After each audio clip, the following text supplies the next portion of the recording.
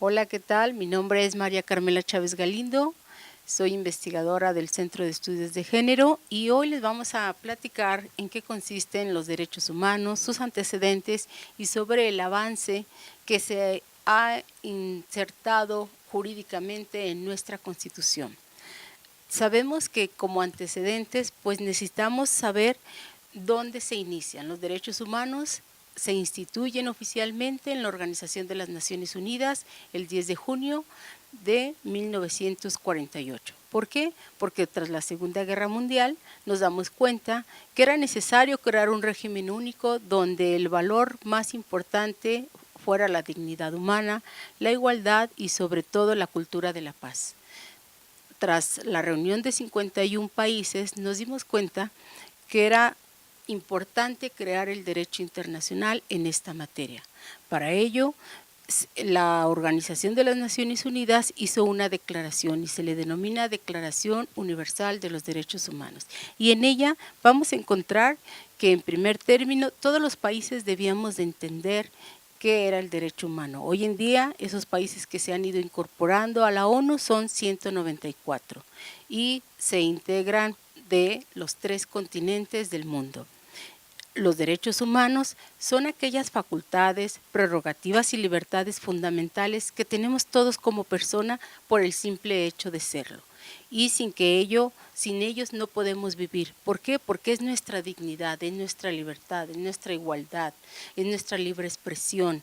Entonces, es importante que no haya una diferencia de trato, ni por nuestra edad, ni nuestra religión, ni nuestra condición social y sobre todo nuestra diversidad sexual. Los derechos humanos se deben de aplicar por todas las autoridades que forman la administración pública federal, estatal o municipal y por los poderes que lo integran. De acuerdo al artículo 1 constitucional, establece que todos debemos aplicarlos, vigilarlos y sobre todo preservarlos.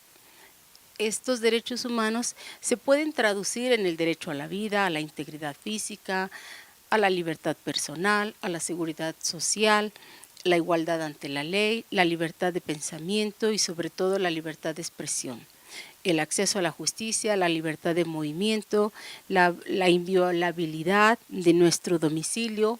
¿Por qué? Porque es nuestra vida privada. El derecho a tener un nombre, una nacionalidad, sobre todo también a elegir si queremos ocupar un cargo, si tenemos formas de contender en una situación electoral. Y además, estos derechos humanos se han clasificado en primera, segunda y tercera generación. Los de primera son aquellos inherentes a mi persona, ¿sí?, que casi todos van clasificados con la libertad. Los de segunda generación los hemos clasificado como derechos económicos. Aquí están previstos los de la propiedad individual y colectiva, que la colectiva es la propiedad social, los ejidos, las comunidades, etcétera, y también en segunda generación contamos con el de la seguridad económica.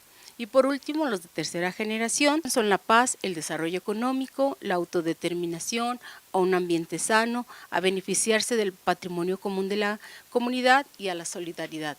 Es importante saber que los derechos de tercera generación es responsabilidad de todos, de la sociedad, del Estado y de todos los países que conforman la ONU. ¿Por qué? Porque ahí vemos el de la paz, la solidaridad, son derechos colectivos, derechos de terceras generaciones. Entonces, por eso es que hoy en día todos tenemos que llevar a cabo acciones de sustentabilidad. ¿Y qué significa la sustentabilidad?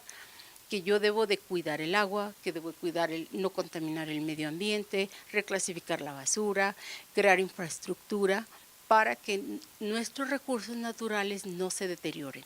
¿Por qué? Porque es la vida futura de nuestras futuras generaciones. Y cuando nosotros hablamos de derechos humanos, debemos de saber qué le exigimos al Estado. Por eso es importante que las autoridades y nosotros como ciudadanos conozcamos en qué consisten cada uno de estos derechos humanos. ¿Por qué? Porque los de la primera generación no se pueden dividir. Con ellos convivo día a día. ¿Por qué? Convivo con cultura de respeto a mi familia, convivo con libertad de tránsito, libertad de expresión. Si hay una limitante al ejercicio pleno de estos derechos, entonces se le denomina que se están violando mis derechos y hay autoridades que van a vigilar el cumplimiento y la aplicación de estos derechos. Tenemos 3 autoridades que van a vigilarla. A nivel internacional se le llama la Comisión Interamericana de los Derechos Humanos en el continente americano. Y a nivel nacional está la Comisión Nacional de Derechos Humanos, que es el Ombudsman, que nos va a proteger, tutelar para que cualquier violación que haya cometido en nuestro perjuicio una autoridad pueda resarcirnos de ese daño que nos ha causado en ese trato diferenciado a mi persona, ¿sí? Y tenemos una instancia estatal que es la Comisión Estatal de Derechos Humanos. La comisión tiene una estructura y es el que va a coadyuvar con nosotros como autoridad para con las autoridades, tanto en la formulación de las quejas, cuando un derecho humano de primera, segunda y tercera generación se vea violado, tenemos que, la comisión nos tiene que llevar de la mano en asesoramiento y coadyuvancia para que esos derechos humanos inmediatamente se detenga la violación de los mismos.